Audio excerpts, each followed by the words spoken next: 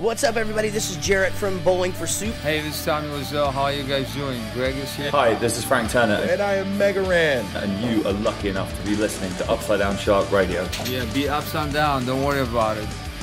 That was harder than it looked. Wow, it's going to smell like smoke in here for a while. I don't think there's a fire alarm in here. That's good. We can die in peace. Hello, everybody, and welcome to a special self-deprecating anniversary celebration of Upside Down Shark. Yes! I need to turn down the volume on my headphones. I am one of your hosts, as I usually am. Number one Evanescence fan, Craig Bourne. Joined by Tom Baker. How are you today, sir? You know what? On a momentous occasion like this, I'm even going to let go all of your little slip-ups, audio miscues and everything, you know? Like, it's all gravy. I am just that excited. I'm always the best at intros. You've always said that. You are the professional preambler. That's it. And hello to everyone watching live on our Facebook event if we manage to figure out how to stick this on OBS. Thank you for watching along with us. We usually dress like this. Usually. Oh, my glasses aren't moving. How are we today then, Tom? We're good. It's been a whole year since we started this inside joke that got out of hand. So what was the name?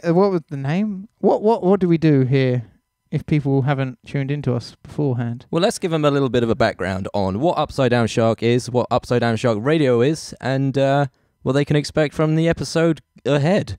Okay. Oh, you want me to do it? Well, I did ask you that question and you tried shielding it, so I feel like you should answer my question. Well, it's a secret. What's the secret? What we do? Yeah. Okay. This episode is going to be the highlights of our past year, what we like, what we didn't like, what we could improve upon, what we think was the best, and what Agumon thinks is the best too. Is that how Agumon sounds? No. Okay. So Upside Down Shark was a little thing we started about a year ago, pretty much to the day, or if not to the week, where we just wanted to get together, hang out, promote some local talent, local creative people, and just have a chinwag every week about what we found was interesting, whether it be comic books, movies, music, even wrestling, because that's Craig's favorite. And we had no expectations of how long it would last, how long we could go for, and sure enough, a year later, we're still going strong. And I feel like that's the reason enough to dress up in a sweet suit, and a pretty good suit. And speaking of this suit, because this is our anniversary, we dressed up okay, but I am sweating in this jacket already, so I'm going to have to take it off. Ah, boo. We'll just wait here. Like a da da da da da da da da da da. Halfway through that, I feel like I was like, he's really good at filling this time. So here's to 1 year. Hang on. If you're listening to this on audio, we are drinking Pepsi Max, because what else would you drink out of champagne glass? Well, you've got a champagne glass. I mean, it is the official drink of Upside Down Shark Radio, so cheers. Oh, that's the good stuff. Nothing better than room temperature Pepsi Max for a special occasion. So I thought for this episode, being that it's Tom planned all of this, just so everyone knows. No, I didn't. Okay. I muddled together a document last night. Considering this is a momentous occasion and we want to give it a timeless quality, rather than discussing the news of the week as we often do, this week we have decided to look retrospectively at what we've done in the past, what our highlights are of the year, and just recount some of our favourite memories. So, Craig, what was your highlight of the first year of Upside Down Shark Radio, if you could boil it down to just one? Just one? Yes. Okay.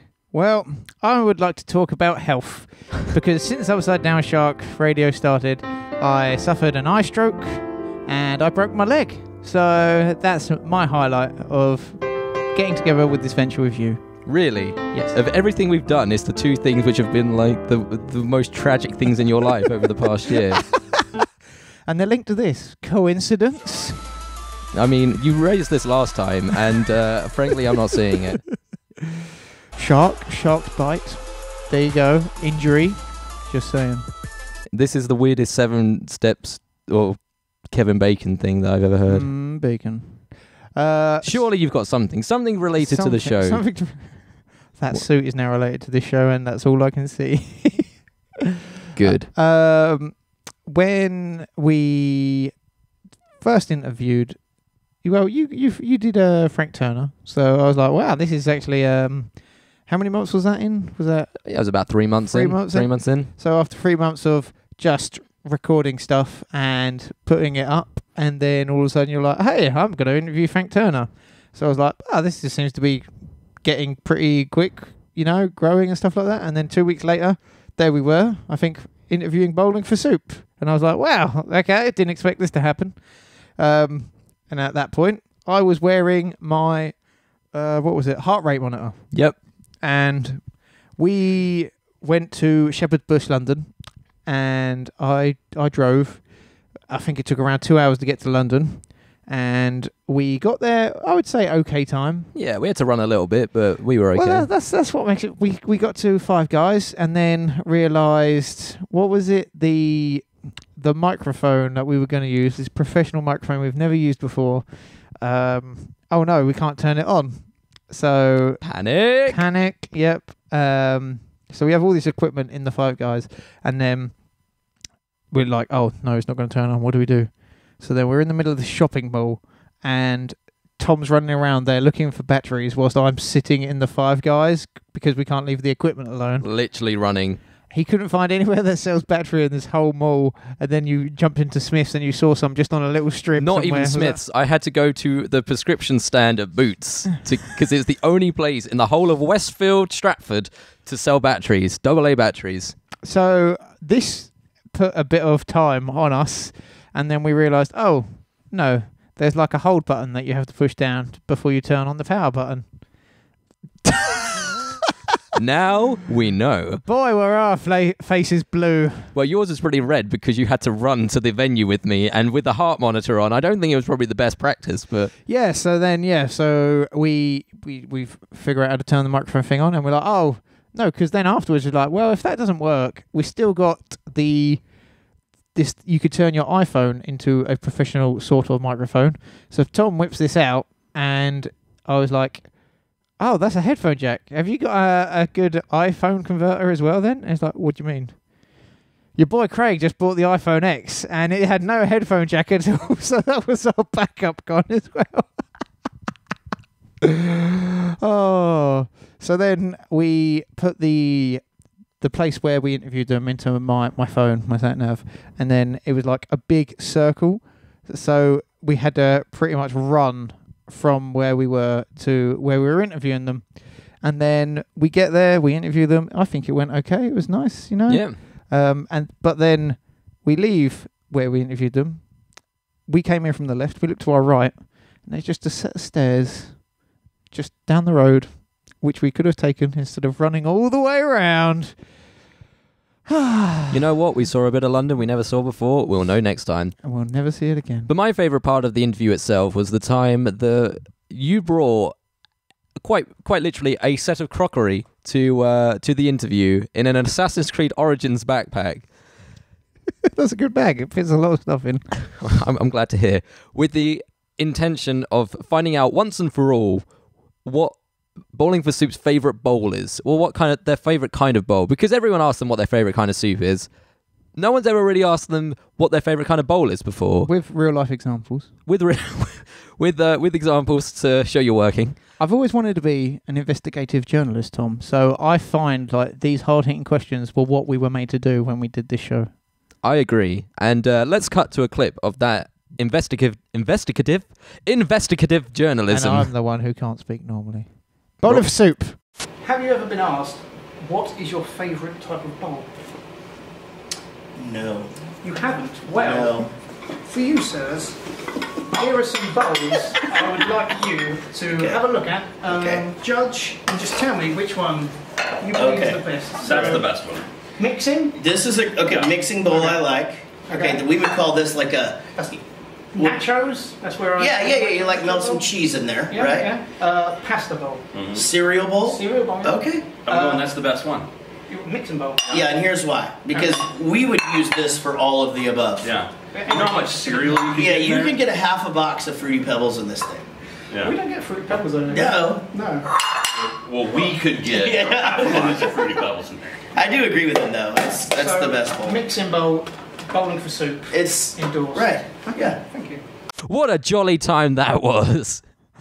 Brings back the memories, really, doesn't it? Yeah, it's almost like they're in the room with us again. And you've still moaned at me that we can't monetize that video for some reason. It's Some 'cause you d- mystic reason. You censored half the swears, but not all of them for some inexplicable so- reason. So if I was like to say uck, then that would be, demonetized. It depends what context. Okay. That's good to know. Good to know for the future. So I guess that would have been my highlight, because I didn't ever think I'd interview them. It was pretty. It was pretty jokes. They were the loveliest guys as well. We only got to interview Gary and Jarrett, but my favorite thing was You set up together. We set up the camera, didn't we? And it was like, can we just get him? He was in the back sleeping. yeah. wasn't I can't remember what's his name. The other guy. Oh no, I can't remember. Well, while Craig's definitely not googling it, he? Sorry, bowling for soup. before we went into the function room in this hotel where we were interviewing them, the guitarist Chris, the bald one, slightly portly, the one you all know, he left the room. Eric. That's it. Yeah, Was the guy sleeping behind him. of course, we all knew that. But Chris, the guitarist, left the room to go to the toilet, and before we sat down to interview the other two, they were like, "Oh, should we wait for Chris? He's just gone to the toilet." And they went, "Nah, you probably shouldn't wait." And literally, for the 15-20 minutes we were interviewing them, he was on the toilet. And you know what? I respect that. You can't rush these things. So yes, sometimes that's what you need, isn't it? Yeah. And After like a 12-hour flight or however long it took to get to the UK, because they interviewed the day they arrived from their flight. yes, they got off the plane, went to the hotel, did all the interviews, and then obviously got the time difference as well. Like I understand why Eric was in the back sleeping. And I can imagine why you'd need to do a 20-minute poo. What you need to get all the American out of you, Yeah, you just need a clean slate. You need a detoxification. Yeah. Very nice. It was very good. No, that's one of my highlights too. Did you have any other highlights from the year that was? The year that has, and never will be again. Indeed. Wow, really deep. I would say Megaran, he's a very nice guy. We interviewed him, didn't we? Well, me and someone else interviewed him. Yeah, and he was it he who gave you his cheese, or did you give him your cheese? So we went into the Surya Centre, which was more straightforward. For anyone who doesn't know, the Surya Centre is just basically you get off at St Pancras and it's a 20-minute walk. So that's a pretty easy go. I was poor, so I drove my car because I already had petrol in my car. See, always thinking me. And once again, we got 5 guys, and then went and saw Megaran. And we got there really early this time. I wasn't taking any chances.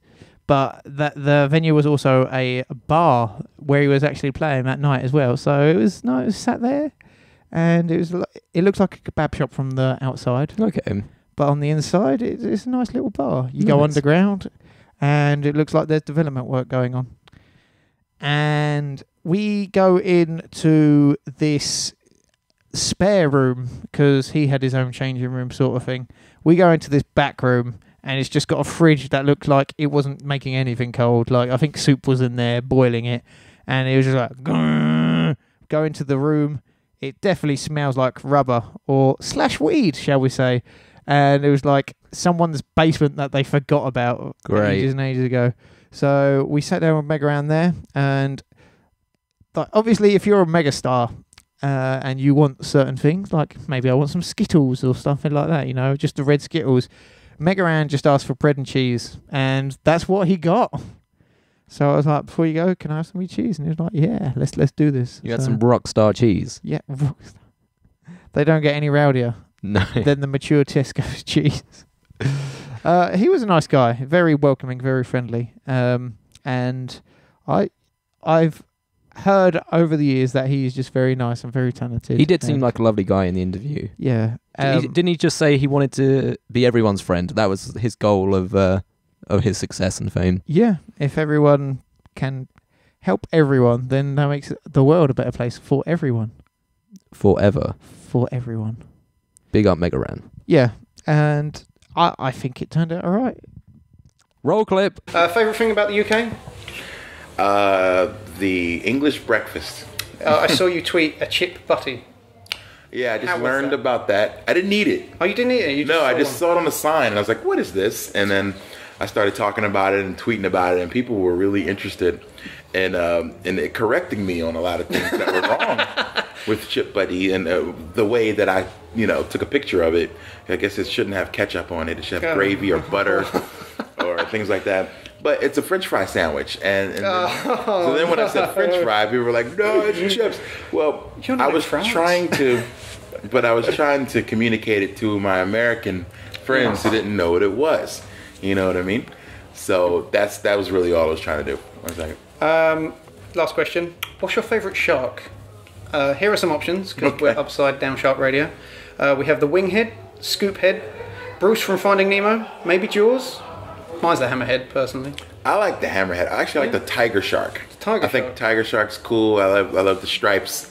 I'm a big fan of the stripes. Like some tribal stripes before you get going. Thank you for your time, Megaran. Thank you so much. I've been Craig. I appreciate it, Craig. Can I have a slice of cheese before we go?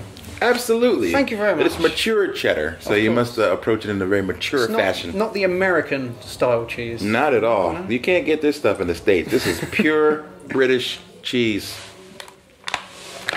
And it's mature. Thank you. The number 3 of strength. 3 out of what exactly? I believe it's 5. Wow. When you get to 5, it's extra mature. Oh my gosh. It's so mature that it that it wants to have a candlelight dinner before it goes into your mouth. So me and Megaran are going for a candlelight dinner. I will see you next time. Peace. I was looking like a porky boy back then, wasn't I? Yeah. Where did all that weight go? Well, you lost a leg in the year that was. So. This is the only thing. We're like Upside Down Shark. Throughout the years, you'll just see me like I was podgy, and then slowly get more and more like, oh. And I'll go completely the other way and just get fatter and fatter until I'm more wide than tall. Fatter with fame, fitter with fame. Is that what we're gonna say? That's the Upside Down Shark secret, baby. You know what I'm talking about, baby. Do I? Yeah, so I would say meeting 2 very prolific artists. I know they're prolific in their own way, and they're not like every day talking about artists, but I listen to them regularly. I mean, Bowling for Soup did the music for Jimmy Neutron and Phineas and Ferb. I don't know if you can get any more high caliber than that. We spoke about that in their interview. Roll it. No. Maybe, I don't know. No. Let's just protect ourselves. Wow, what a great clip and some insightful information from our interview. Oh, this could go one of 2 ways. Oh, this is good. Yeah, so they did do the Jimmy Neutron theme. Megaran has been on television with the WWE, and I'm glad they're all nice people. They are. It's nice to meet some people that you've admired for a few years and know that they're as good as you'd expect and hope them to be. I can't wait to interview someone who's a big jerk. Yeah, we haven't done that yet, have we? No. We've been lucky. No. Maybe if we eventually get to interview Ace of Base, then... Ace of who, sorry? Well, I'm not sure if we've mentioned this on air, but we emailed quite a few people to try and get some interviews, and obviously maybe 1% reply back, and about half of that ever say yes. So we get a lot of radio silence, but one that we had particular radio silence from, particular that you remember a lot. And to be honest, I can't blame them for not replying because, frankly, it was just a slap in the face of disrespect. Craig, let's all think, right? When we think about keyboards, what's next to the B? The V, right? I'm just saying, it could happen to anyone. Craig interviewed the band Ace of Base, famous for I Saw the Sign and All That She Wants Is Another Baby, but called them Ace of Vase. Ace of Ace. That's not what VASE means. Term of endearment. We never heard from them again. And probably never will. You should do a follow-up email to be like, further from my previous email. We'd really like to interview Ace of Vase. Oh, God. Just roll with it. Oh, God. That's funny. That is funny. I should not be running any sort of corporation. you should get a copywriter or a proofreader at the very least. That's why we've got new people now. Yay! We'll mention them later. I suppose that we're talking about people that are jerks or people we're never going to interview. Mm-hmm. I would like to segue to your former co-worker, Dennis. Ah, yes. Young Dennis Murphy. An actual Irishman, I've been told. Let's roll the clip to prove it. My favorite shark would be the brown cat shark that has its home in the Puget Sound in northwest of America, which I'm at right now. Wow, that was filmed on set at Twin Peaks. So, cheers, Den, for that video. It was fabulous. Twin Peaks is also the name of a chocolate that I found in a pound store the other day. I've seen that. It looks like discount Toblerone. It does. I haven't tried it, though. I could murder a Toblerone right now. We should have got Toblerone. Yeah. Got Kinder Eggs, though. So, Dennis is Irish, but he wasn't drunk. So, I'm not sure how Irish he is. He's pretending. He's just doing it for, for the girls. So, we could probably use someone like Dennis because he has to email people about games that are like 30 years old, and he probably hasn't cocked up anything in the subject heading, right? I would highly doubt it. I mean, he has interviewed some amazing people, and he is, by his own right, a fantastic games producer. He told us during his interview that he interviewed Stuart Copeland of The Police, who I didn't realise did the music for the original Spyro, composed the original soundtrack. Yeah. Blew my mind, considering that back in the 90s, obviously games were becoming more and more mainstream, but they were still on the outliers of pop culture, really. They were a bit more niche. So to have like a legitimately respected musician like that, who's got a lot of credibility from a previous project, to do it was pretty cool to find out. Yeah. Dennis is just an all-round delight. He is. Yes. Those Irish charms. Anything else that you would like from me in my part? Not for now, Craig. I'd never ask anything of you. I'm never that presumptuous. Okay, thank you. I'll never touch you inappropriately. Okay, let's take it to a level. Shall we call it a break for now? Let's break to some of our favourite people telling us what their favourite sharks are. Good save. Hey, what up, UDSR? It's Danny Richardson from the My Black Friends show. Just wanted to pass along that my favorite shark is the goblin shark. Now, if you want to look this guy up, he's not the most attractive shark, he's not the most charismatic shark, but he is the funniest, and that's what really counts. You alright, folks? Bill here. Second time contributor to the podcast now, but long time listener. And my favourite shark is the Greenland shark, which is the oldest living vertebrate in the world. Lives in the deep, dark depths of the ocean, and the oldest one they've ever found was about 400 years old, which makes it older than the United States as a country. It makes it means it was born before the start of the English Civil War, and I think that's pretty neat. The fact that it's the oldest and therefore presumably the wisest of the sharks makes it the most likely candidate for containing shark wizards, which I think is pretty cool. And then if you have a shark wizard, you could then swim a ring to Mordor. You don't necessarily need to use the eagles or walk forever or anything like that. So, be nice to your Greenland sharks. Hey guys, we are 2/3 of Radio Gore Press. This is Rosie. Hi. And Phil. And my favourite shark is, I'm not going to be ashamed to admit, Bruce from Finding Nemo, because he's voiced by Dame Edna Everage. Like, what's not to love about that? What about you? My favourite shark is Sharky from Sharky and George. He is fat and pink and reminds me of me. And a crime buster. And he's a crime sea. buster of the sea. Again, what more do you need in a good, friendly shark? And we are back. Some diverse sharks there, I must say. Some good people, some good sharks. I would say good people, great sharks. Sharks are just better than humans. You never answered me what the name, or you may have, and I've forgotten. What did the name come from exactly? I just had a list of things that people would say out of context. Just anything at all that would sound hilarious as a song title. Okay. And Upside Down Shark was one of them. I, in fact, have a list of some other ones that I can share with everyone.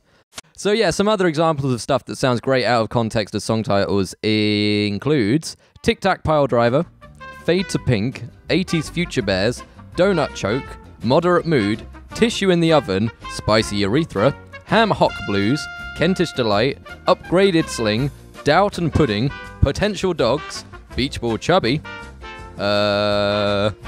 Terrible Night Club, Dank Mimes, Windy Wind, Convenient Groove, 50 Shades of Whoa, Snail Trail to Heaven, Right Hand Horse, Impromptu Cocktails, Bad Puns Won't Save You Now, Space Planet, 5 Pound Pony, Stook, Anal Analysis, Genital Jousting, That's as Vanilla as It Comes, Short Term Tulip, Undead Parish, okay, Knock Off Yoda, Unnecessary Napkin, Baby Size Laminator, Muscular Lockpick, Inverted Salad, Illegal Improvement, Artifacts and Coffee Shops, Vicarious Vapor, Extensive Rust, Ethereal Butts, 3 Minutes to Retro, The Kingdom of the Moles, If Only Beans, and Weekend Carnivore. Why couldn't this be the Weekend Carnivore podcast? Well, I think we'd already started by the time that got added to the list. Oh, and I am vegetarian at this point as well. Well done. I'm proud of you. Speaking of food, no celebration is complete without a cake. I think it's time. Is it time? It's time. Are you ready for this cake, Tom? What, this cake here? This cake right here. This one right here. Does this look really good? Yeah. Good cake? Yeah. Yeah. Yep, it's definitely springy enough. Okay. You're missing out if you're not watching the YouTube version of this. Or the Facebook Live. Shout out to people watching live. I was trying to tilt it without tipping off. Whoa, look at that big boy. I have a knife. Are we actually going to eat this on air? I'm just going to take a bite out of it. Should we eat both ends? Ow! That tastes bad. Oh, Lidl's cakes are dank. Ugh. And not in a good way. Oh, God, no, that's so sweet. Oh. That's weird. Oh. Just wipe that on me. For anyone, so we got this Swiss roll cake from Lidl's. It's got some weird stripe on the top. It doesn't actually add to any flavour, and it's just brown. It's just random brown. And it's like strawberry cream in the middle, but it doesn't taste very good. No, yeah. Okay. It's not as good as their own brand energy drink, Kong Strong. So, moving on from this cake. Moving on swiftly Aside from this cake, what has been your highlights of your first year Upside Down Shark? What's been my highlights in the formative year of Upside Down Shark? You've mentioned it briefly before, but it has to be interviewing Frank Turner. Because that was the first big get that we had in terms of interviews. You were so excited. I was absolutely pooping my pants because I'm not sure if anyone else is aware, but he has essentially his personal email address listed on his website. So you can just have a direct line to him at any time to either ask him a question or ask for fanfic, I guess, if you want it. Or just a, hey, what up? Or if you want to interview him, you can just go through that avenue. And so I emailed him, got a reply really quickly, was already like losing my mind a little bit. And then there was a back and forth with him and with me and his PR agent about whether or not it'd be a phone interview, whether or not it'd be in person, because he was playing in Dover, which is just down the road from us, and we were going to go to the gig anyway. We think Folkestone's bad. Dover's like sort of worse, but they have a venue which gets good bands. Like Frank Turner. And Skindred. And Dead Kennedys, amazingly. I hear they have a holiday in Cambodia. Oh, this cake is really repeating on me. Oh, so So eventually, pretty much the day before, we had confirmation that we could have an in-person, face-to-face interview. And there were so many messages in my inbox. Oh, mate, I'm not sure what's happening with Frank. It might be a phone call. If it's a phone call, I'll let you know so you can set it up. Oh, I don't think it is going to be a phone call. They'll let me know. I just spoke to them. It's not a phone call. Well, I'm going to be able to do it. Are you working? You're working. Oh, no, I'm going to have to find someone else. That was pretty much... And sure enough, we worked it all out. Was I right to read it in that tone of voice? Yeah, that's pretty much me, but probably just more like, Craig, what are we doing? What are we doing? It's working. What? But we were lucky enough to make do. We had our good friend Alex step in at the last minute to take cameraman responsibilities, and he was another lovely guy. He Alex or Frank Turner? I mean, Frank Turner. Alex is okay. But yeah, he's just again the most down to earth guy. He let us know about his music video for The Next Storm off his previous album, in which he has a boxing / You're right. Pepsi Max does not like this cake, is what I'm getting. Nothing likes this cake. It hit my mouth and turned it into a volcano. This music video starring CM Punk and Frank Turner having a boxing / MMA match. Can't just have one interview without mentioning wrestling. Hey now. You're a rock star. Shut up. He said that the original plan was to be Daniel Bryan, which... best wrestler in the world ever. Ever. Ever. Full stop. Okay. But unfortunately, he was injured at the time, so CM Punk was the stand-in, which is pretty funny. You know, as you do, just like, I'm shooting this video to do with wrestling. Oh, I can't get Daniel Bryan. I'll just get CM Punk. Easy peasy. It was when they were in... Were they in WWE at the time as well? Yeah. So pretty high caliber stuff. Yeah. It's if you're in the biz and you know people, then... it's a lot easier. You can open some doors. But that was very interesting. I did not know that before. We discussed Iron Maiden, Frank Turner being on Mastermind, and a whole bevy of other topics, which was very interesting. So thank you very much, Frank, for talking to us back in January. And thank you again for sending us a video for our anniversary episode. Roll clip! Hi, Frank Turner here, and my favourite type of shark is the goblin shark, because he's an ugly little fucker, and he's pink, but I reckon he's got a nice personality. And thank you again. That was Frank Turner. What an absolute gent. Do you mean professional Frank Turner? That is still my favourite joke. That is one of the ongoing jokes of the show, is that Frank Turner is a professional Frank Turner. Just like I am Tom Baker, professional Tom Baker, Baker of Toms. Oh my God, that makes me laugh so much every time. The thing about that, I was not there. I can't recall what I was doing. Probably having a stroke or something somewhere. But I was told by Alex, who you went with, like, you were visibly shaking. Like, you just couldn't... Your leg was just, like, jittering all over the place before you started rolling, and he, like, had to kick you a little bit to make sure that you didn't do that and just, like, compose yourself. I'm pretty high-strung most of the time, if you can't already tell. So the suit doesn't give that away. And just, yeah, having all that to organise within one day was not good for my heart health. As a person with a particularly healthy heart, I'm sure you're aware. I am. Yeah, I got the all clear now. So okay. I'm just going to chow into all this cake. Are you still eating it? Got a quarter of it done. Ugh. We'll leave that in the break. So that was although that's happened quite early into the time, it's been a definite highlight. Meeting Frank Turner. Another highlight though, which has been more of a recurring theme throughout our run for the first year, has been you, my dear friend Craig. Me? What did I do? You're not talking to Agumon, are you? No, you said Craig. Okay, right. No, I'm still getting acquainted to Agumon. Okay. He's my favourite Pokemon. It's what noise was that? That was anger and sadness in one. Like, I couldn't verbally say anything. Scaroused. Because you you did that to annoy me on purpose. But Craig, you are me. A gift for sound bites, for clips out of context, much like the phrase upside down shark in itself. And because of this, when I edit most of the episodes, I will sneak in a clip of you saying something hilarious out of context that's augmented by it being out of context, and just stick it at the start of the show. And I thought, to celebrate the 1-year anniversary of Upside Down Shark, we'd play a little montage of you saying stupid things out of context. Roll the damn clip. And then you saw my Dragon Ball Super Uno cards. We can play as a bagel. We can play as a bagel. We can play as a bagel.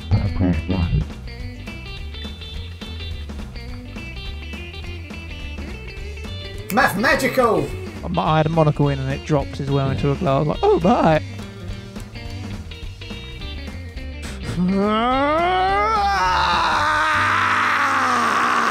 Thank you, Craig, once again for your amazing entertainment. I don't like that. Oh, I look like a big idiot. No, not at all. You know when people say they're laughing with you, like, but not at you? I feel like I'm definitely being laughed at somewhere. I mean, if you laugh along, then you're laughing with them. That's true. Laugh through the tears, Craig. At a certain point, so when you're a teenager, you're just like, I'm trying to keep this rep up, I'm doing this, I'm doing that sort of thing. When I was around my 20s age, I was just like, I know what I like. I like Digimon. I like anime. I like all these different things. And if people don't like me for it, I don't care. I'm a bit silly at times. I just go with it. You know what? That makes you the coolest kid of all. And I agree. If you like something, then why not like it? Yeah. Who else cares? Who else should care? And if you like us, rate, comment, and subscribe. Hey! Yeah, that reminds me. If you're watching this live, please subscribe to our YouTube channel. Like us on Facebook, whatever else that we're on. We're on everything. Hit up upsidedownshark.com. Oh, this cake. For all the links, all the former episodes, everything else is all on there. It's a repository of awesomeness and some mediocrity. I think that's going to do it for part 1 of this episode. I think that's part 1. So, normally when we have a break in the middle of the episodes, we'll play a track of the week from a band. Track of the week! Exactly. Where we'll play a track that we really like and we think we should give a platform for that band to... And one day we'll have a playlist of all the track of the weeks we've had. I will get on it. And we've had some really good tracks of the week over the time. We've had tracks from Deary Me, from... Jim's Own. Jim's Own. Special guest Jim. Special guest Jim's Deary Me, from Elm Street Circle, from Chasing Dragons, from a bevy of great bands. But for this week, we have something a bit different. Our friends at Left Lion Magazine up in Nottingham have recorded their own little, almost like a Shark Bite episode in of itself, where they are discussing their favourite sharks from pop culture and from the real natural world. So without further ado, let's break to Liam and Co. at Left Lion Magazine for their opinions on everything shark related. Go! Hello, we are History of the Weird Midlands, your premium podcast for all things ooky and spooky in Nottingham and the surrounding areas. I'm your host LP Mills, joined today by Rebecca Brewley. Hello. And Benjamin Knight. Hello. And we would normally be joined by our fourth co-host, Emily Thursfield, but unfortunately she is just straight up dying. It's flu season here, and she is firmly in the ground as we speak. It is pretty rough. She's not dead.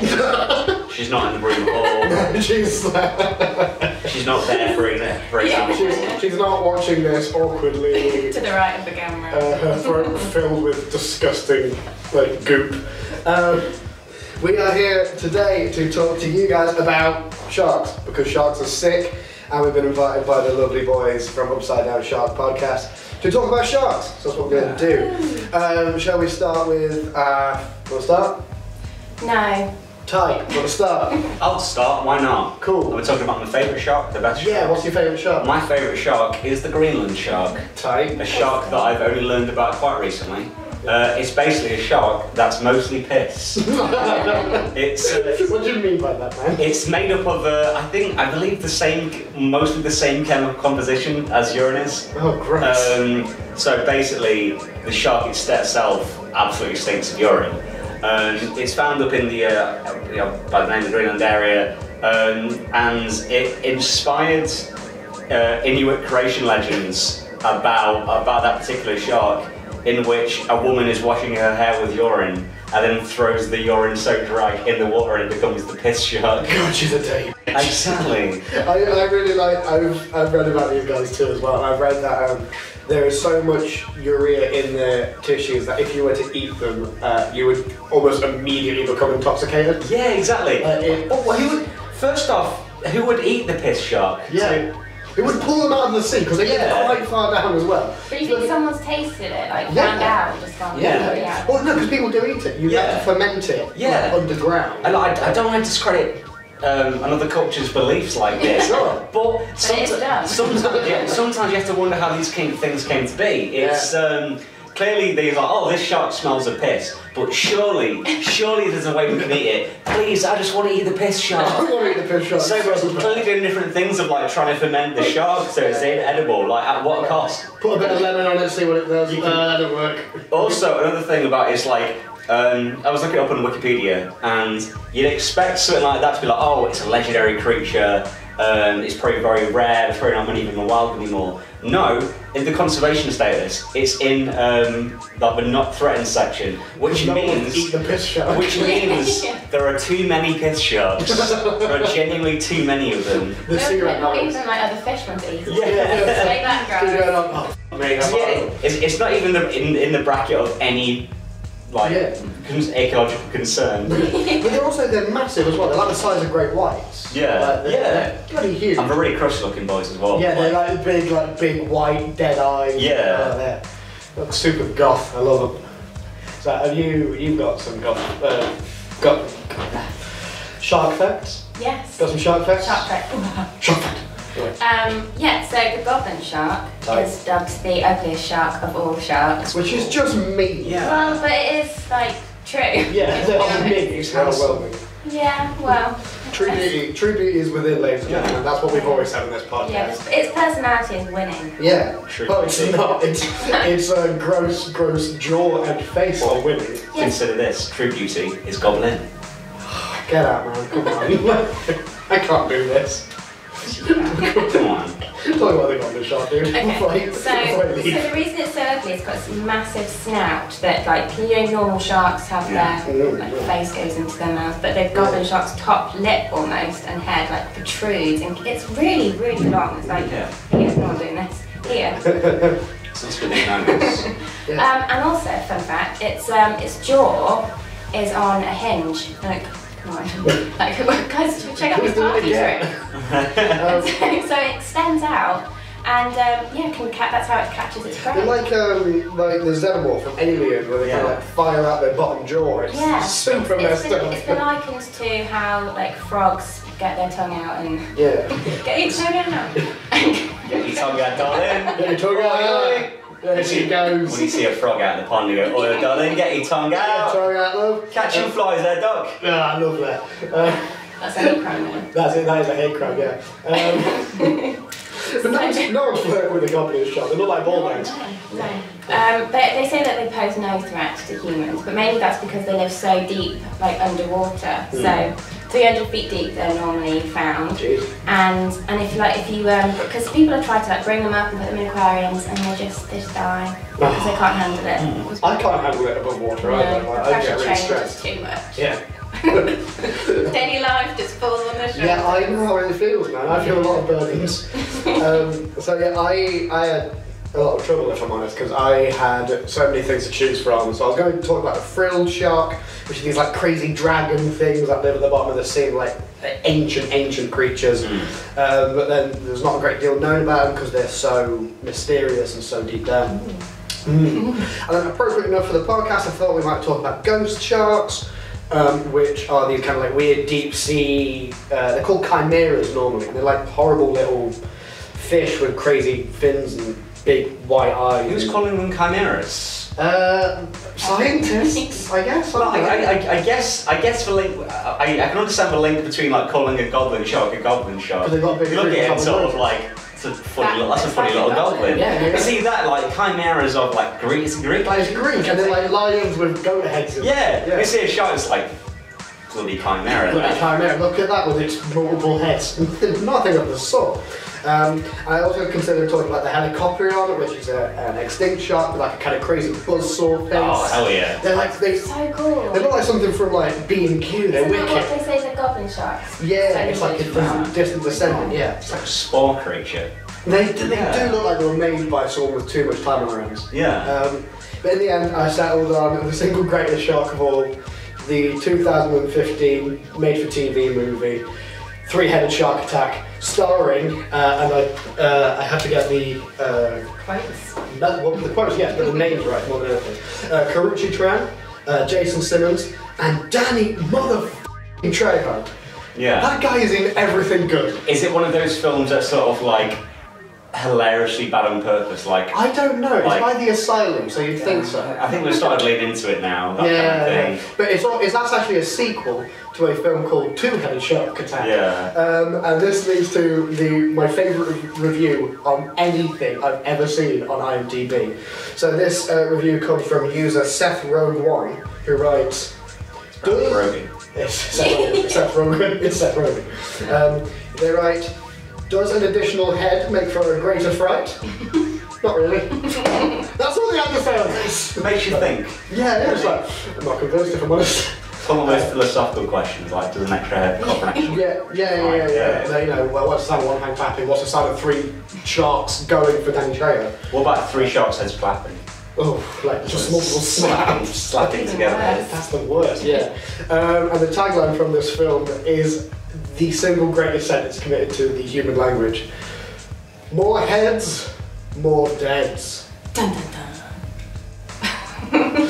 Oh, look at it. I love it. I always found those films like really like even just non-ironically cringe. Really, like it's not even fun. It's like when I'm into my bad films. Yeah, I like bad films, but when people are like you like bad films, you should watch Sharknado. It's like it's not the same. It's bad on purpose. It's not the same, man. Yeah. We're talking like Birdemic, man. I mean, your favourite film is what, Pink Panther 2? Yeah, with Steve Martin. Yeah.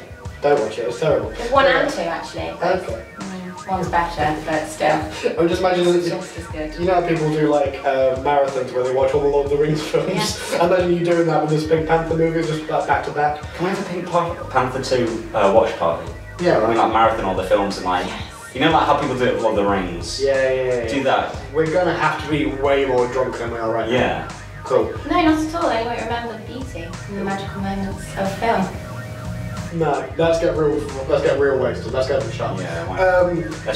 Let's eat some Greenland shark. I try and remember the. Let's go and get some Greenland shark. Eat some piss. I was tying it back there, you see. I love it. But I was that is premium podcasting. I admire that. Thank you for joining us, for joining our shark chat. You can find us at the Left Line website at leftline.co.uk. We are History of the Weird Midlands. Stay beautiful, yeah? And welcome to part 2 of Upside Down Shark Radio's Anniversary Spectacular. How you doing, Craig? I am okay. Are we breaking kayfabe or stuff? What kayfabe are we breaking? The cake still has not been eaten. It's still in pieces. One piece. I mean, it's take a stronger man than us. Anime. Told ya. You were going to say sorry? A stronger man than us could eat it, but you know what? It's... Oh, come on, give me one more bit then. Oh, it's like, it's the size of a foot-long sub. Oh, look at that manliness there. Tom's girlfriend's a lucky lady. Oh, it's just not enjoyable. Alright, no more of that. This is part 2 of Upside Down Sharks. What did I call it? Sharkiversary. Yeah, I definitely said that. In part 1, we talked about our favourite parts, me and you. We should probably say a special thank you to Paul, who joined us on this journey, who's no longer with us. God rest his soul. Shibby. So let's get on with part 2, shall we? Well, look, can we have the caveat that Paul's not dead? He just is unable to record with us anymore. You don't need to, press F for the respect. You didn't have to say... there's kayfabe and then there's kayfabe, man. His mum might watch this. So for part 2, we brought Paul in. it's just Poochie that says, I have to go now. My home planet needs me. No, for part 2, if you haven't watched part 1, watch part 1 first, where we discuss our highlights from the year that was on our journey with the premium pop culture podcast, Upside Down Shark Radio. For part 2, I thought we'd look back again at the year that was and look at what news stories have we really embraced and have really captured our attention and the zeitgeist in general over the year. So I thought we'd start with a theme that's come up in a lot of our episodes, which is 50% of our content. Avengers Infinity War. I'm going to be so happy when there's no more Avengers films to talk about. How ever. dare you? We'll have to retire. What will we talk about? Exactly. So Avengers Infinity War was a weird one because obviously the trailer for that dropped pretty close to the actual release date. There wasn't like a lot of lead time between the trailer and the actual premiere. So I think it all occurred while we were recording. So we followed the trailer, the premiere and everything like that. So we went on a mad journey with that. But we're both big fans of Infinity War, aren't we? Yes, Marvel is a good time. And there was nothing like a 10-year build-up in any franchise for a bad guy outside of anime is something that is notable. And it's never been done before. I would say probably not, no. So we liked to speculate what we think was going to happen, who was going to die, and things to that nature. And I think our months of hype was the same based around the nerdy communities on the internet. Mm-hmm. And I think that film blew people's expectations because I definitely wasn't that's the expecting thing. that. I had really no hope, nor an awful deal of interest in a third Avengers movie before it came out. The trailer looked okay. It definitely didn't look bad, but I wasn't as hyped as I was for, say, Guardians 2 the year before. But my God, it's probably the best film in the franchise. It absolutely blew me away. You mean the Avengers franchise, yeah? Yeah. Okay. Yeah, the whole pantheon of the MCU. Oh, okay, wow, okay. Yeah, exactly. I mean, it's that, for me personally, it's that and Captain America 2 for best film. But it's the first film I've ever seen as a midnight screening, which was exciting. See, you think they're good, but then when it is as long as that film is, you get home at 4 a.m. and just tired for the rest of the day. I've watched enough wrestling pay-per-views live from America to know what it's like. So, yeah, I can't remember what the last pay-per-view I saw live was, but I think it was a few years ago now, and I was just like, this is not worth being awake at this time just to be annoyed at every decision they do in wrestling. I mean, I'm annoyed by every decision you do at any waking hours. So really, yeah, when you zig I zag and stuff like that. Exactly, when you yin I yang. I was like, why don't we call it A Upside Down Shark? So we appeared at the beginning of YouTube highlights. No, I thought it's because we were like affiliated with Wallace and Gromit. So it's like, hey up, Upside Down Shark. Can I leave now? Is that okay? Nope. You're going to see me cry on camera. Speaking of crying. Another thing that came up in our... okay, no more Avengers talk. I get it. We've got to keep the pace rolling.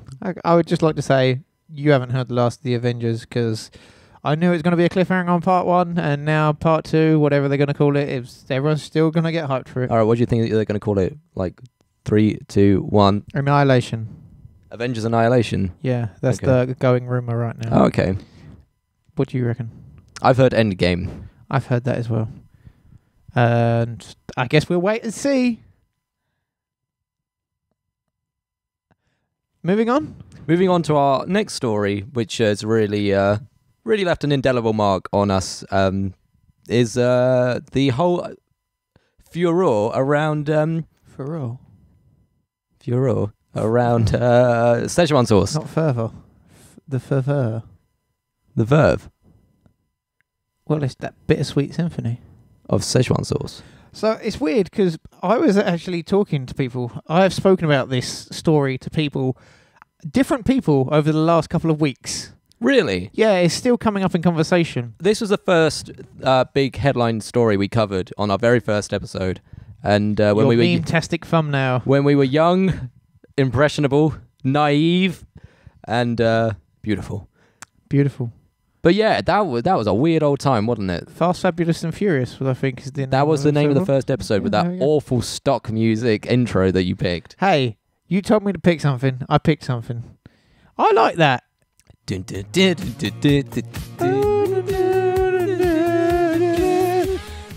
Skip to... No, let's not do that. The Szechuan sauce thing was stupid. I like Rick and Morty. People talk about Rick and Morty. Some of my friends like Rick and Morty. And I'm like, do you not like the internet stuff that happens? And they have not got no clue about what's going on. Oh, really? And I was like, good for you. The fan base is pretty horrible. So the Szechuan sauce thing is like a moment in time where I always think if I was that McDonald's employee and there's some kid wigging out on the top shouting about sauce, I would just be like, Wubba lubba dub dub. I would just be like, dude, I ain't got time. I'm not getting paid enough for this. Yeah, I don't care. Like, we haven't got the sauce. You haven't tasted it. You don't care enough. Like, just go away. That's what I take away from it. Yeah, I tend to agree. It's just... It's good to have a passion about something. And obviously, Justin Roiland makes it, and all the people that watch it want to be in on the joke as well. But, you know... It's just... It's one of the byproducts of social media that it just gives absolute asinine morons a voice. So I was thinking the other day, what if Facebook and Twitter just went away? I'd be out of the job. You'd be out of the job. I didn't even think about that sort of thing. But is that quick take really worth it? Do you reckon people would think more calculated and critical about when they do stuff? Or is it just like that, do it for the gram, that sort of thing? It would give idiots... it would take away their echo chamber where they think their opinion is right without any sort of criticism or... debate. I was about to say stupid idiot stuff as I looked for my wine glass full of Pepsi Max. So, yeah, we're doing good. Not just a wine glass of Pepsi Max. Champagne. A champagne glass with sparkles. Sparkles! We didn't really mention your suit at all, did we? It speaks for itself, Craig. Okay, sorry. So yeah, Szechuan sauce is indicative of a wider problem that social media just gives idiots a platform to be idiots. Justin Roiland isn't on Twitter anymore because of just what people do on there. And Don't blame him. Yeah, I think I might turn my Twitter into just plugs of myself. Hey, I'm on this thing. Hey, I'm on this thing. That's pretty much mine now. Hey, at UDS Tom. Follow me at UDS Tom. But yeah, I did actually read something very interesting today. The people who use Twitter, I tend to be more intelligent, but they also tend to be more likely to be insomniacs. So, I can see that. Make of that what you will. And I've heard that people that watch Rick and Morty tend to be more intelligent too. Hey, wubba lubba dub dub. So the last big thing which we have featured many times on the show has been the build-up and the eventual disappointment that was Disenchantment, the medieval-themed fantasy cartoon made by Matt Groening for Netflix. I watched most of the series, but kind of just got bored. You watched the whole thing. What was your opinions of Disenchantment? So this is a good talking point because I enjoyed Disenchantment. I thought it was something different. I saw the Futurama freeze frame and stuff like that. And overall, as it is part one, it ends and it's different from The Simpsons where every episode is just by itself. By the end of that, stuff happens, stuff goes down, and you're just like, you're interested to see what part two will be. And I was happy for this new take on a Matt Groening show. Yeah, but it also has to be funny. So I enjoyed some of the jokes. When you watch funny TV shows by yourself, you don't laugh as much as if you're in a room with people, do you? Unless it's Arrested Development. You're just there going, ha ha, hey. Or Trambamboline. I will still laugh at the Simpsons Trambamboline scene at any given time, regardless of who I'm with. Yes, so I enjoyed it. I would watch it again right now. I would even watch part two. It got me invested. I'm slowly watching Game of Thrones with my partner, and it's weird to see all the references to Game of Thrones that are in Disenchantment. I've made that mistake. Yeah, but not everyone's watched Game of Thrones, man. I know, but it doesn't have to. Like, it's not one of those things. Have you ever played Guacamelee? Nope. Okay, Guacamelee is a Metroidvania game, where you play as a Mexican wrestler going round beating people up. But you can also turn into a chicken. But I'm getting off. In the background, there's memes and references to all types of stuff that I didn't understand, but it didn't take away my enjoyment from the thing. If it's done in that way, I think that's good. Do you disagree? Oh yeah, but it still has to be funny. And then if you learn that reference, you're still just like, hey, I get it. But Disenchantment still has to be funny. I mean, if Disenchantment had a reference to Lucille in there, would you? Lucille, yes, Yeah. it would. I would appreciate that. What we should be talking about is Big Mouth, because I watched that, and boy, do I really enjoy that program. I recommend everyone go and see Netflix Big Mouth. I enjoyed it thoroughly. Never watched it. Never watched it. It's about puberty. You'll hit it one day, don't worry. Yeah, hopefully. Here's hoping. I'm going through changes. So you can't do that without these glasses, because these are the Ozzy Osbourne glasses. Oh yes. I forgot that was him who actually sung that song. Yes, it is. Yes. It's not just a song about puberty. It's jazz singer sings it, and then I always forget that Ozzy Osbourne did the original. No, What was it jazz Black singer? Sabbath? Yeah, it's Black Sabbath. Yeah. In the TV show Big Mouth, it's a jazz cover. Ah, I see. That makes sense. But No,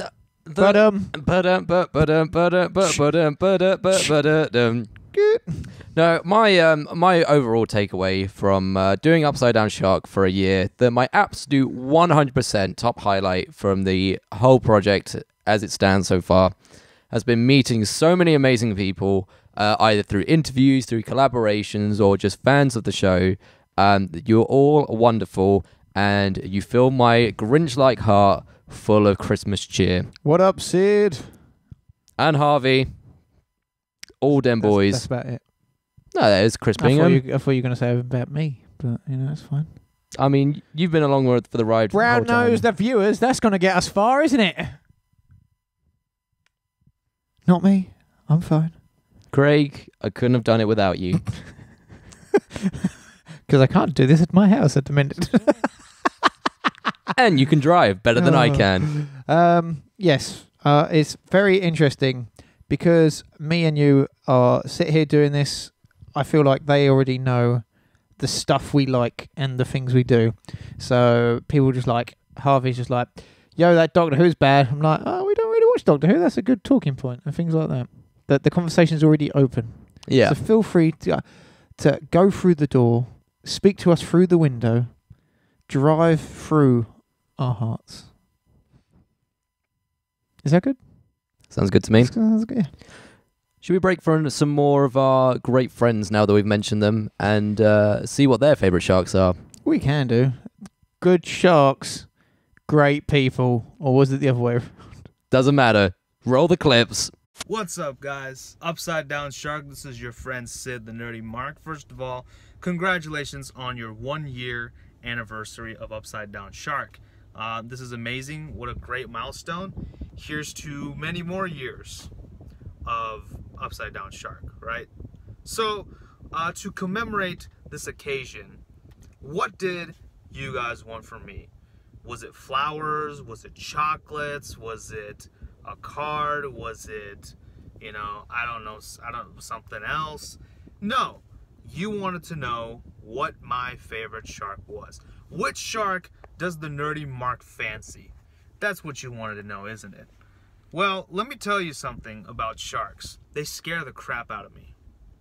I've seen enough movies to know that sharks do not like people. I've seen Jaws, more than enough. I've seen Deep Blue Sea before. Hell, there was even a Jackie Chan movie with a shark in it. And guess what it did? It ate human beings.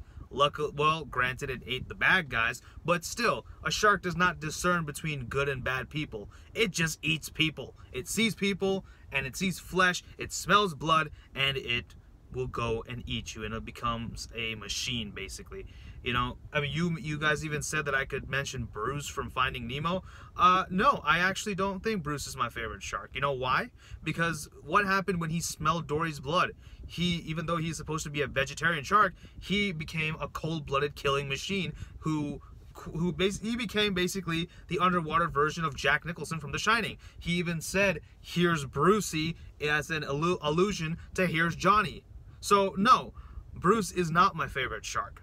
But you know what? After doing some digging around, I realized that not all sharks like to eat humans.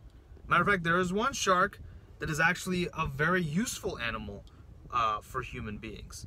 And that is the whale shark. The whale shark, first of all, is a very docile shark. It's probably the kindest shark of them all.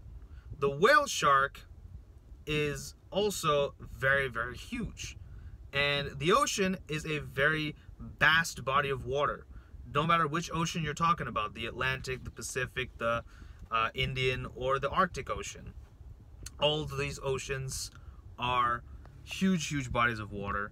And if you are going to try to get there by swimming all the way, your arms and legs are going to fall off. So you know what you need? You need a means of transportation. The whale shark. The whale shark is so big, you could ride on its back and it could take you wherever you want. Okay? And guess what? It's free. It's not going to charge you anything. Maybe you need to feed it a mackerel or something, but that's about it. You know, it's the most ingenious shark, or the most ingenious creature to live out in the ocean. The most ingenious marine creature out there.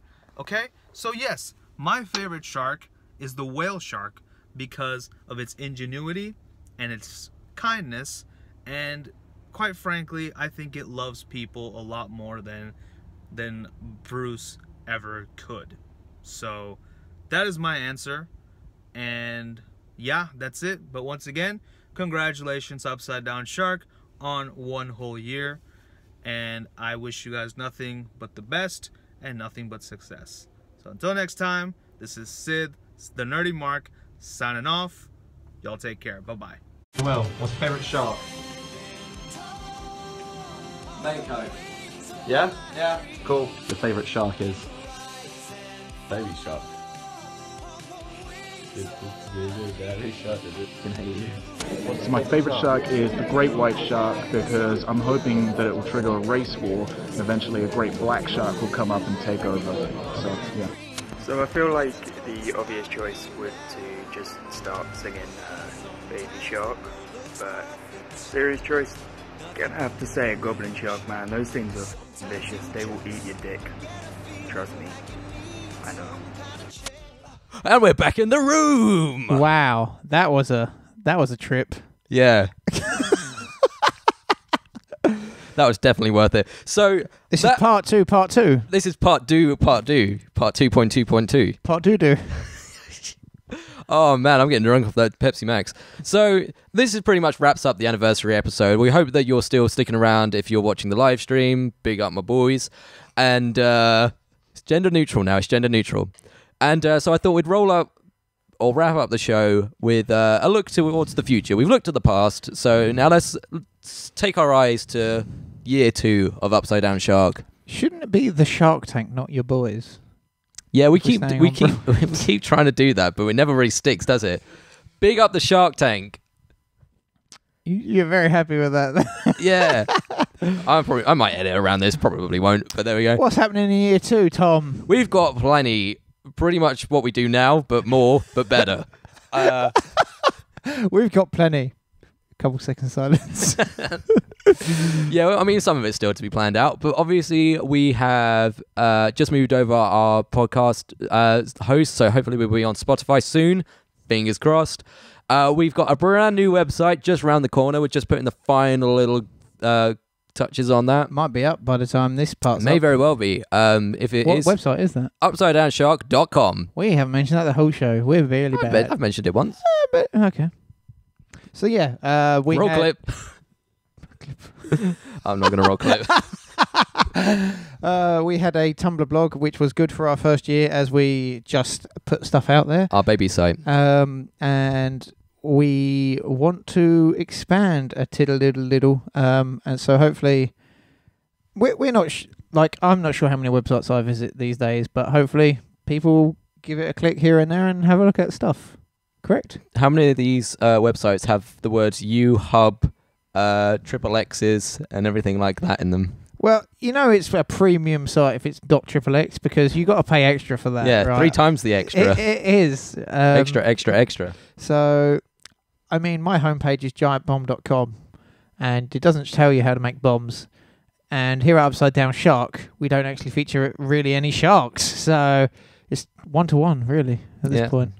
So we're going to be hopefully doing upsideDownShark.com was where everything is going to be. So like this Upside Down Shark radio episode, which Tom likes to film.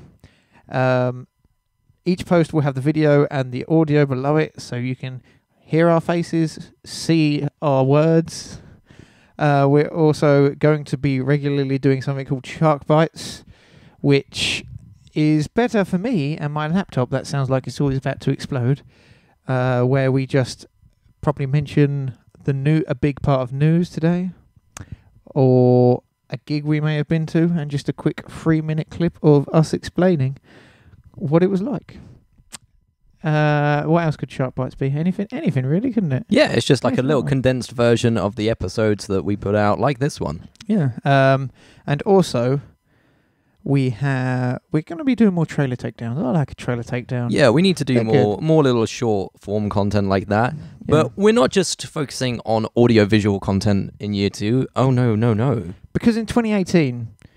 we think the written word is really going to take off. It's due for a comeback. It's people like reading. People have time to sit there and read, right? Absolutely. That's why Twitter extended the character limit to 240. That's whatever it is. Talk about that. Yeah, it's definitely whatever that is. Because reading's coming back. So for this, I like to write from time to time. I'm learning. I'm learning. And we have got 2 new people on to help us write articles on pop culture related subjects. Yes, we do. So if you want mild takes on video games, films, television shows, whatnot, so on, so forth, come to Upside Down Shark, where we have our 2 new recruits, Neil Upton and Matt Dobby. Who you can see right now. Hey Upside Down Shark, happy birthday. I'm glad it's your first birthday, and I hope you have a nice year. My favourite shark is the Street Sharks, because they were a gang of baddies or goodies, I don't remember. They were a TV show and they had soap. Or Jaws the Shark, because I really like that movie. And it's funny when they get eaten. Hi, Upside Down Shark Radio. Matt Dobby here, wishing you a very happy 1-year anniversary. And I'd like to tell you my favourite shark is the whale shark, because sharks are a bit boring and whales are just better altogether. Now Craig told me to make this last about 30 seconds, so we'll just wait for a moment. Cheers. So that was their favourite sharks. Why was he on the toilet? I mean, it's better safe than sorry. A busy day. Yeah. Busy. My favourite shark is a brown shark. Should have said that. He should have said that. He missed a trick. So look forward to stuff by them. We're hoping to get 1 written piece of content per week, but if we feel like in a righty mood, we may do more.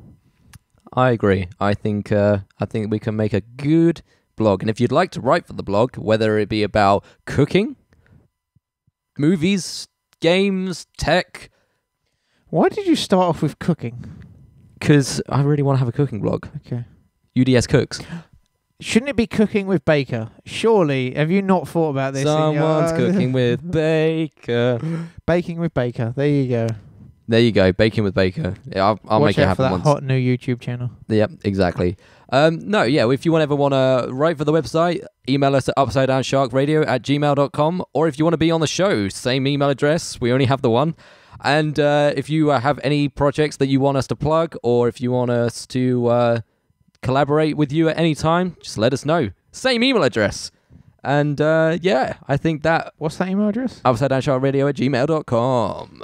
So, yeah, year 2 is just going to be more stuff, but we're going to try and hopefully streamline it so it's easier for us, have more of a consistent brand. On brand. That. If you look at all of our interview videos, for instance, right now, if you're anal some of you may notice that we've used different types and different fonts and different bits and bobs in every video.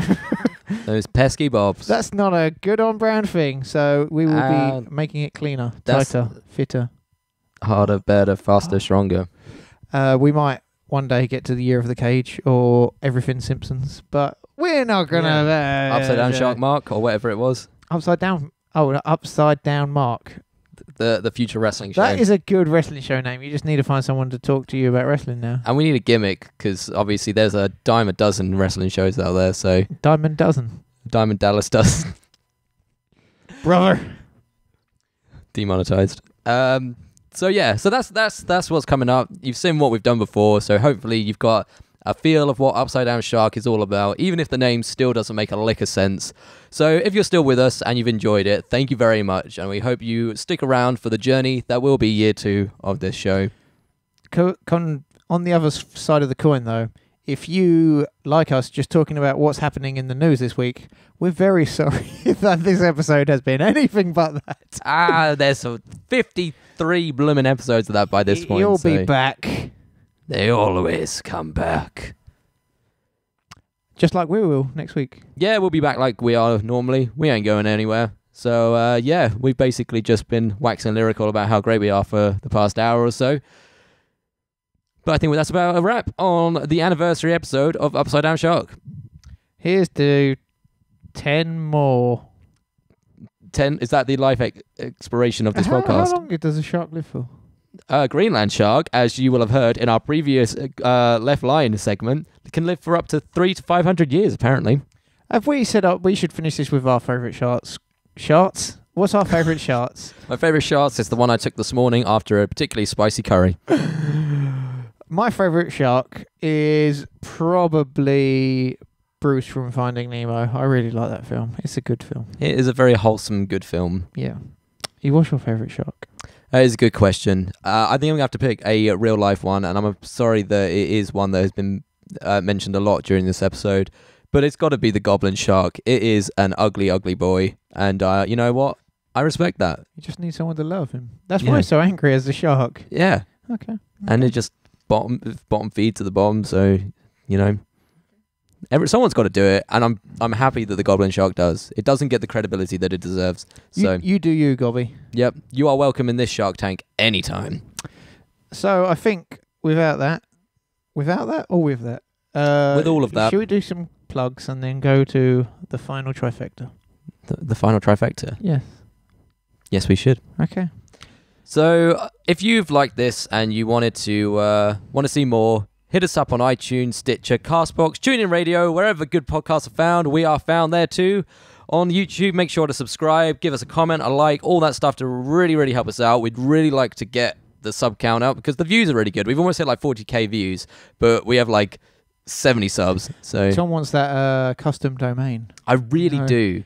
He really does. It's scary. The road to a custom domain is the real journey.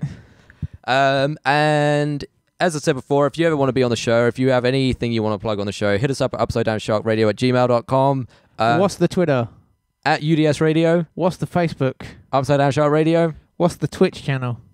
UDS Games. Yes, he got it. We're also on Reddit. There's like 5 subs on that Reddit board. Yeah. Wow, okay. So, nice. Thank you, 5 people. Big up my Redditors. We'll live stream on YouTube and we'll live stream games on Twitch. Yep. Once we figure out OBS, we're going to be rolling that money to the bank. But watch out, Ninja. Let's raise a toast to us. You've got nothing in your glass, but you're going to toast it anyway. Oh, wait. Let's do the ding. Ready? And let's play our intro music in full, because it's a proper band with a proper song and proper lyrics and stuff. It's a really good song.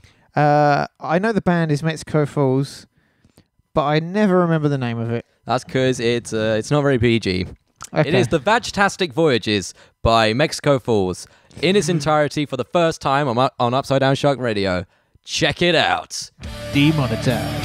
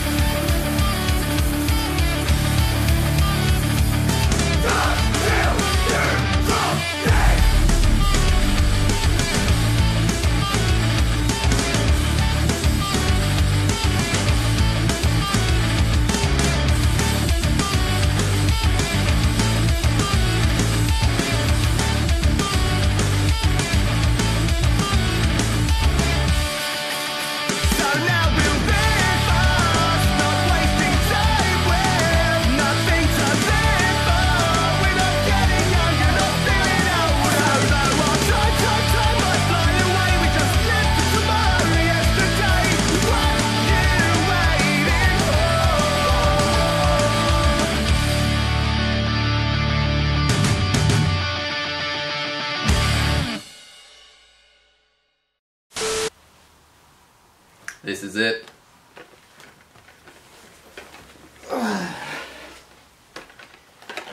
Hello. Oh, no. My Kinder eggs! The kids.